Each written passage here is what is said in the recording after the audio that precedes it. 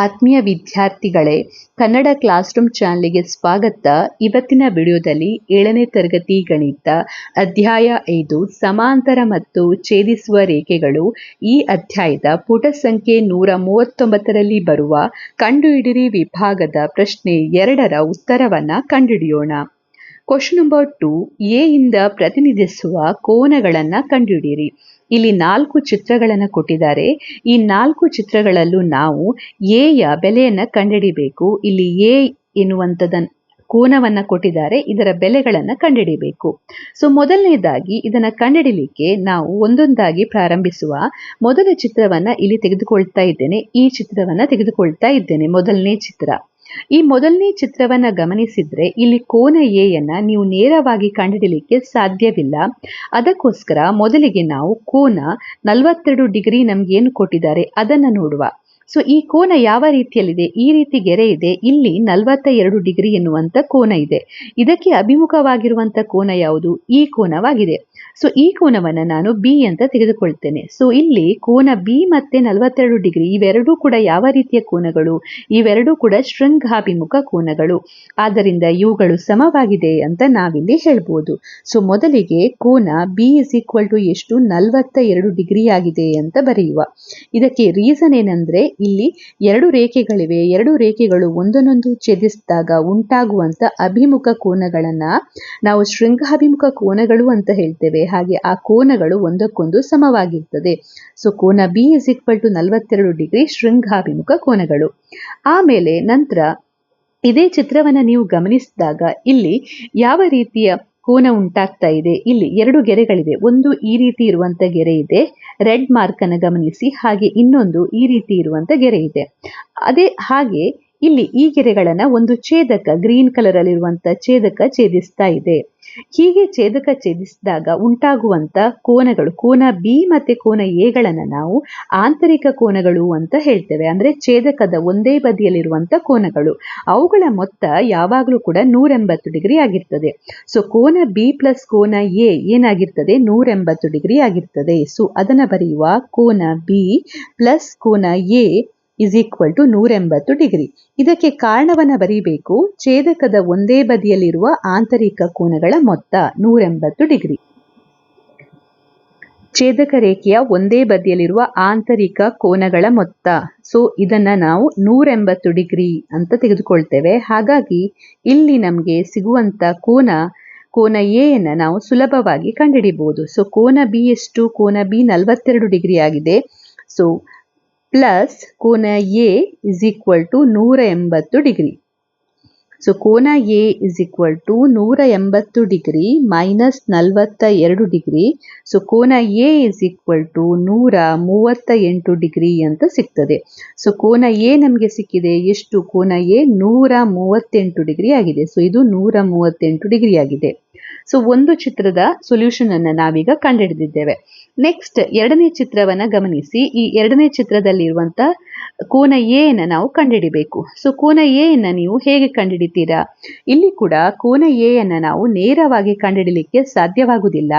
ಹಾಗಾಗಿ ನೀವು ಬೇರೆ ಬೇರೆ ಕೋನಗಳನ್ನು ಕಂಡುಹಿಡಿಯುವ ಮೂಲಕ ಕೋನ ಎ ಯನ್ನು ಕಂಡುಹಿಡಿಬಹುದು.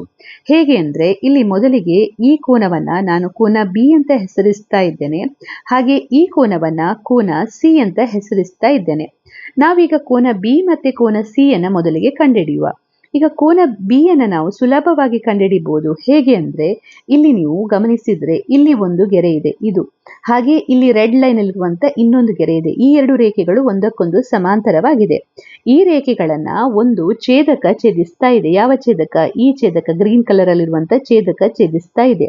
ಸೊ ಆಗ ಉಂಟಾಗುವಂತ ಅನುರೂಪ ಕೋನಗಳು ಸಮವಾಗಿರ್ತದೆ. ಅಂದ್ರೆ ಕೋನ 62 ಡಿಗ್ರಿ ಯಾವುದಕ್ಕೆ ಸಮವಾಗಿರ್ತದೆ? ಕೋನ ಬಿ ಗೆ ಸಮವಾಗಿರ್ತದೆ. ಸೊ ಅದನ್ನು ನಾವು ಮೊದಲಿಗೆ ಬರೆಯುವ. ಸೊ ಕೋನ ಬಿ ಎನ್ನುವಂಥದ್ದು ಯಾವುದಕ್ಕೆ ಸಮವಾಗಿರ್ತದೆ? ಕೋನ 62 ಡಿಗ್ರಿಗೆ ಸಮವಾಗಿರ್ತದೆ. ಸೊ ಕೋನ ಬಿ = 62 ಡಿಗ್ರಿ. ಇದಕ್ಕೆ ಕಾರಣ ಬರಿಬೇಕು. ಕಾರಣ ಏನಂದ್ರೆ ಅನುರೂಪ ಕೋನಗಳಾಗಿವೆ. ಸೊ ಅನುರೂಪ ಕೋನಗಳು ಅಂತ ಕಾರಣವನ್ನ ಬರೆಯಿರಿ. ಅದರ ನಂತರ ನೀವು ಇನ್ನೊಂದು ಚಿತ್ರವನ್ನ ತೆಗೆದುಕೊಳ್ಳಿ. ಇನ್ನೊಂದು ಚಿತ್ರ ಅಂತ ಹೇಳಿದ್ರೆ ಇಲ್ಲಿ ಈಗ ತೆಗೆದುಕೊಳ್ಳುವಾಗ ನೀವು ಬೇರೆ ರೀತಿಯಲ್ಲಿ ತೆಗೆದುಕೊಳ್ಬೇಕು. ಈ ರೀತಿಯಲ್ಲಿ ಒಂದು ಗೆರೆ ಇದೆ ಸಮಾಂತರ, ಹಾಗೆ ಇನ್ನೊಂದು ಗೆರೆ ಇದಕ್ಕೆ ಸಮಾಂತರವಾಗಿದೆ. ನಂತರ ಛೇದಕವನ್ನ ಇದನ್ನಾಗಿ ಈ ಗ್ರೀನ್ ಕಲರ್ ಅಲ್ಲಿ ಇರುವಂತದ್ದು ಛೇದಕವಾಗಿ ತೆಗೆದುಕೊಳ್ಳಿ. ಸೊ ಎರಡು ಸಮಾಂತರವಾಗಿರುವಂತ ರೆಡ್ ಕಲರ್ನ ರೇಖೆಗಳಿವೆ, ಹಾಗೆ ಗ್ರೀನ್ ಕಲರ್ನ ಒಂದು ಛೇದಕ ಇದೆ. ಸೊ ಇಲ್ಲಿ ಉಂಟಾಗುವಂತ ಕೋನ ಬಿ ಕೋನ ಸಿ ಗೆ ಸಮವಾಗಿರ್ತದೆ. ಯಾಕೆ ಅಂದ್ರೆ ಇವುಗಳು ಯಾವ ರೀತಿಯ ಕೋನಗಳಾಗಿವೆ? ಅನುರೂಪ ಕೋನಗಳಾಗಿವೆ. ಸೊ ಅದನ್ನ ಬರೀಬಹುದು ನೆಕ್ಸ್ಟ್ ಪಾಯಿಂಟ್ ಆಗಿ. ಸೊ ಕೋನ ಬಿ ಇಸ್ ಈಕ್ವಲ್ ಟು ಕೋನ ಸಿ. ಇದಕ್ಕೆ ರೀಸನ್ ಏನು? ಇದಕ್ಕೆ ಕೂಡ ರೀಸನ್ ಯಾವುದು? ಅನುರೂಪ ಕೋನಗಳು. ಈಗ ಕೋನ ಬಿ 62 ಡಿಗ್ರಿ ಇದೆ, ಹಾಗಾಗಿ ಕೋನ ಸಿ ಕೂಡ ಎಷ್ಟಾಗ್ತದೆ? ಕೋನ ಸಿ ಕೂಡ 62 ಡಿಗ್ರಿ ಆಗ್ತದೆ. ಆಮೇಲೆ ನಂತರ ನೀವು ಇಲ್ಲಿ ಚಿತ್ರದಲ್ಲಿ ಕೇವಲ ಇಷ್ಟು ಬ್ಲ್ಯಾಕ್ ಕಲರ್ ಅಲ್ಲಿ ಇರುವಂತ ಭಾಗವನ್ನ ಗಮನಿಸಿ. ಬ್ಲ್ಯಾಕ್ ಕಲರ್ ಅಲ್ಲಿರುವ ಈ ಭಾಗ ಮತ್ತೆ ಈ ಗೆರೆಯನ್ನು ಗಮನಿಸಿ. ಇದು ಯಾವ ರೀತಿಯ ಕೋನವನ್ನು ಉಂಟು ಮಾಡ್ತಾ ಇದೆ? ಕೋನ ಎ ಮತ್ತೆ ಕೋನ ಸಿ ಇವುಗಳು ಸರಳ ಯುಗ್ಮ ಕೋನಗಳು. ಒಂದು ಸರಳ ರೇಖೆ ಇದೆ, ಅದರ ಮೇಲೆ ಇನ್ನೊಂದು ರೇಖೆ ಇದೆ.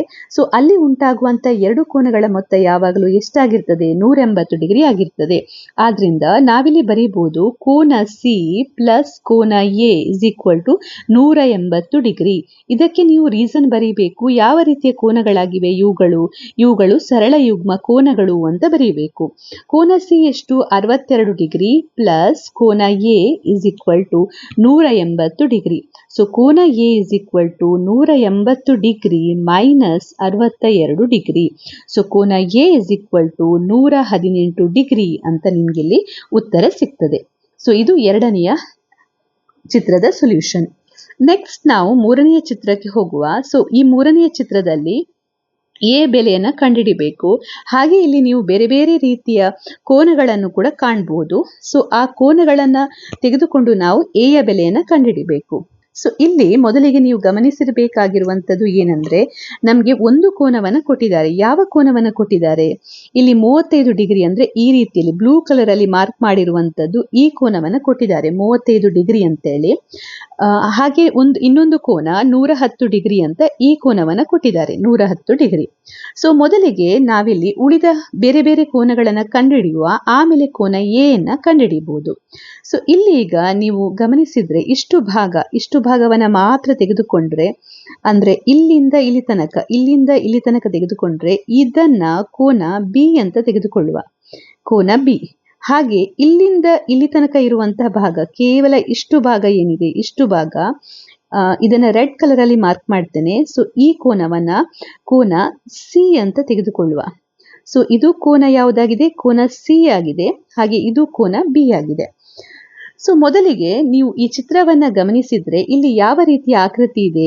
ಎರಡು ಸಮಾಂತರವಾಗಿರುವಂತ ರೇಖೆಗಳಿವೆ. ಈ ರೀತಿಯಲ್ಲಿ ಒಂದು ಸಮಾಂತರ ರೇಖೆ ಇದೆ, ಹಾಗೆ ಇನ್ನೊಂದು ಸಮಾಂತರ ರೇಖೆ ಇದೆ. ಆ ಸಮಾಂತರ ರೇಖೆಯನ್ನ ಒಂದು ಛೇದಕ ಛೇದಿಸ್ತಾ ಇದೆ. ಈ ಛೇದಕ ಗ್ರೀನ್ ಕಲರ್ ಅಲ್ಲಿ ಇರುವಂತ ಛೇದಕ ಛೇದಿಸ್ತಾ ಇದೆ. ಅಂದ್ರೆ ಇಲ್ಲಿ ಅನುರೂಪ ಕೋನಗಳು ಉಂಟಾಗ್ತಾ ಇದೆ. ಯಾವುದೆಲ್ಲ ಅನುರೂಪ ಕೋನಗಳು? ಒಂದು 110 ಡಿಗ್ರಿ ಇರುವಂತ ಕೋನ, ಇನ್ನೊಂದು ಈ ಕೋನ ಪಿ. ಇವೆರಡು ಅನುರೂಪ ಕೋನಗಳು. ಈ ರೀತಿ ಇದೆ ಗೆರೆ, ಹಾಗೆ ಅದನ್ನ ಒಂದು ಛೇದಕ ಛೇದಿಸ್ತಾ ಇದೆ. ಸೊ ಇದು 110 ಡಿಗ್ರಿ ಇದೆ. ಹಾಗೆ ಇದು ಇಡೀ ಬಿ ಎಷ್ಟಿದೆ? ಇದು ಬಿ. ಇದನ್ನು ನಾವು ಕಂಡುಹಿಡಿಬೇಕು. ಸೊ ಈ ಎರಡು ಕೋನಗಳು ಯಾವ ರೀತಿಯ ಕೋನಗಳಾಗಿವೆ? ಅನುರೂಪ ಕೋನಗಳಾಗಿವೆ.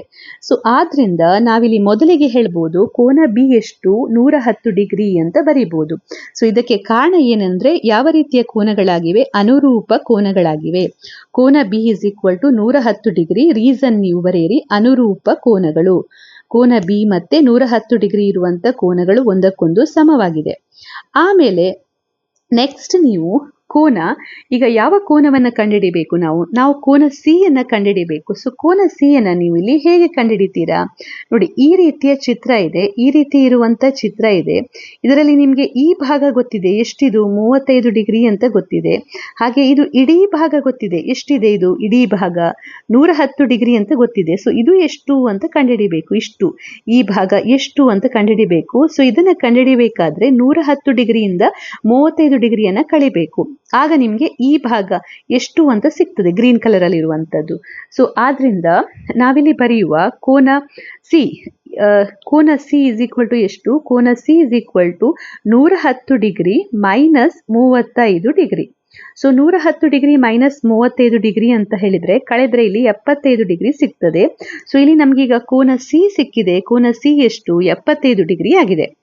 ಈಗ ಕೋನ ಸಿ ಯನ್ನ ನೀವು ನೋಡುದಾದ್ರೆ ಕೋನ ಸಿ 75 ಡಿಗ್ರಿ ಆದ್ರೆ ಇಲ್ಲಿರುವಂತ ಇನ್ನೊಂದು ಕೋನ ಅಂದ್ರೆ ಕೋನ ಡಿ ಅನ್ನ ನಾವು ಸುಲಭವಾಗಿ ಕಂಡುಹಿಡಿಯಬಹುದು. ಹೇಗೆ ಅಂದ್ರೆ ಇಲ್ಲಿರುವಂತ ಈ ಕೋನ ಡಿ ಆಗಿದೆ, ಈ ಕೋನ ಡಿಯು ಕೋನ ಸಿಗೆ ಅನುರೂಪ ಕೋನವಾಗಿದೆ. ನೀವು ಈ ಚಿತ್ರವನ್ನ ಗಮನಿಸಿ.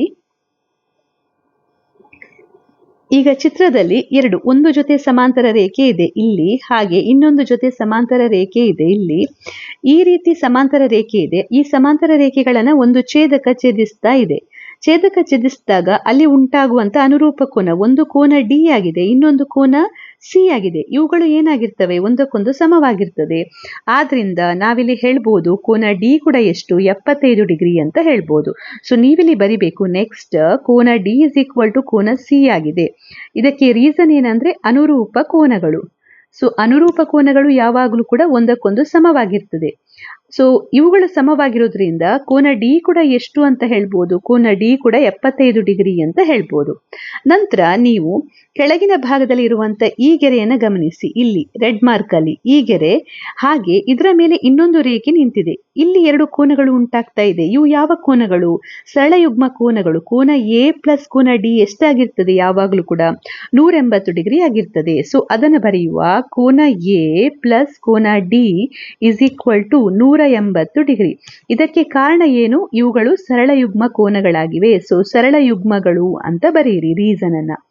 ಆಮೇಲೆ ಕೋನ ಎ ಯನ್ನು ಕಂಡುಹಿಡಿಬೇಕು. ಕೋನ ಎ, ಕೋನ ಡಿ ಎಷ್ಟು? 75 degree is equal to 180 degree. So ಕೋನ A is equal to 180 degree minus 75 degree. So ಕೋನ A is equal to 105 degree. 180 degree minus 75 degree. So ಕೋನ A is equal to 105 degree. So ಈ ರೀತಿಯಲ್ಲಿ ನಮಗೀಗ ಕೋನ A ಸಿಕ್ಕಿದೆ. ಕೋನ ಎ ಬೆಲೆ ಎಷ್ಟು? 105 ಡಿಗ್ರಿ. ನಂತರ ನಾವು ಕೊನೆಯ ಚಿತ್ರವನ್ನ ಗಮನಿಸೋಣ. ಕೊನೆಯ ಚಿತ್ರದಲ್ಲಿ ಪುನಃ ನಾವು ಕೋನ ಎ ಅನ್ನ ಕಂಡುಹಿಡಿಯಬೇಕು. ಇದನ್ನ ಯಾವ ರೀತಿಯಲ್ಲಿ ಕಂಡುಹಿಡಿಬಹುದು ಅಂತ ಹೇಳಿ ನೋಡುವ. ಸೊ ಕೊನೆಯ ಚಿತ್ರದಲ್ಲಿ ನಮ್ಗಿಲ್ಲಿ ಈ ಚಿತ್ರವನ್ನ ಗಮನಿಸಿದ್ರೆ ಇಲ್ಲಿ 67 ಡಿಗ್ರಿ ಅಂತ ಕೊಟ್ಟಿದ್ದಾರೆ. ಹಾಗೆ ಇನ್ನೊಂದು ಕೋನ ಇಲ್ಲಿ ಈ ರೀತಿಯಲ್ಲಿ ಲಂಬ ಕೋನವನ್ನ ಕೊಟ್ಟಿದ್ದಾರೆ. ಈ ರೀತಿ ಆಕೃತಿ ಕೊಟ್ರೆ ಇದರ ಅರ್ಥ ಏನು? ಇದು ಎಷ್ಟು ಡಿಗ್ರಿ ಆಗಿದೆ ಅಂತ ನಾವು ಹೇಳ್ಬೋದು? ಇದು 90 ಡಿಗ್ರಿ ಇರುವ ಕೋನ ಅಂತ ಹೇಳ್ಬೋದು. ಸೊ ಇಲ್ಲಿ 90 ಡಿಗ್ರಿ ಇರುವಂತ ಕೋನ ಅಂತ ಗೊತ್ತಾಗಿದೆ. ಒಂದು ಕೋನ 67 ಡಿಗ್ರಿ ಇದೆ. ಈ ಕೋನವನ್ನ ನಾವು ಸುಲಭವಾಗಿ ಕಂಡುಹಿಡಿಯಬಹುದು. ಯಾಕೆ ಅಂದ್ರೆ ಈ ಚಿತ್ರವನ್ನ ಗಮನಿಸಿದ್ರೆ ಇದು ಯಾವ ರೀತಿಯ ಆಕೃತಿಯಾಗಿದೆ? ಈ ರೀತಿ ಒಂದು ಗೆರೆ ಇದೆ, ಇದರ ಮೇಲೆ 2 ಗೆರೆಗಳಿವೆ. 2 ಗೆರೆಗಳು ಇದ್ದಾಗ ಇಲ್ಲಿ 3 ಕೋನಗಳು ಉಂಟಾಗ್ತಾ ಇದೆ. ಈ 3 ಕೋನಗಳ ಮೊತ್ತ ಎಷ್ಟಾಗಿರ್ತದೆ? 180 ಡಿಗ್ರಿ ಆಗಿರ್ತದೆ. ಕಾರಣ ಏನು? ಇವುಗಳು ಸರಳಯುಗ್ಮ ಕೋನಗಳಾಗಿವೆ. ಆದ್ರಿಂದ ಮೊದಲಿಗೆ ನಾವು ಇಲ್ಲಿ ಇರುವಂತ ಈ ಕೋನವನ್ನ ಕಂಡುಹಿಡಿಯುವ, ಅಂದ್ರೆ ಕೋನ ಬಿ ಅನ್ನ ಕಂಡುಹಿಡಿಯುವ. ಸೊ ಕೋನ ಬಿ ಕಂಡುಹಿಡಿದ್ರೆ ಮತ್ತೆ ಕೋನ ಎ ಯನ್ನು ಸುಲಭವಾಗಿ ಕಂಡುಹಿಡಿಯಬಹುದು. ಯಾಕೆಂದ್ರೆ ಕೋನ ಬಿಯು ಕೋನ ಎಗೆ ಪರ್ಯಾಯ ಕೋನವಾಗಿದೆ. ಆದ್ರಿಂದ ಇಲ್ಲಿ ಮೊದಲಿಗೆ ಬರೆಯುತ್ತಾ ಇದ್ದೇನೆ ಕೋನ B plus 67 degree plus 90 degree is equal to 180 degree ಆಗಿದೆ. ಇದಕ್ಕೆ ರೀಸನ್ ಏನಂದ್ರೆ ಸರಳಯುಗ್ಮಗಳು ಅಥವಾ ಸರಳಯುಗ್ಮ ಕೋನಗಳು. ಸೊ ಸರಳಯುಗ್ಮಗಳು ಅಂತ ಬರೀರಿ. ಆಮೇಲೆ ಕೋನ ಬಿ ಇಸ್ ಈಕ್ವಲ್ ಟು ಕೋನ ಬಿ 67 ಡಿಗ್ರಿ ಪ್ಲಸ್ 90 ಡಿಗ್ರಿ ಅಂದ್ರೆ ಕೂಡಿಸಿದ್ರೆ 157 degree is equal to 180 degree.